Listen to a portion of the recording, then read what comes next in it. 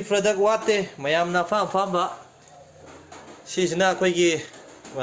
lauthoga amtang sample amtang ulake sina watin na duni to sida laijari je akoina to sida ga chatla laije si watin na duni mayamda dum uhalake sigi piece akoina amani thadarake ko tawa as tare to si khoina yam pamba wada yaw tin na duni phangdaba ado si ju akoina kaino jingda akoigi friend circle jingda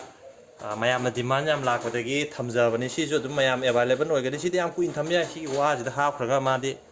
thama kaim thambo dum dawayardi phajana thambiradi thamba yai do si je akoina piece 50 hapaga 150 that mane yonjabani mana mayam adum available oigani wongjing khomdon koi tukan dagi phangbi gani mayam adum order to biro aingon do rasu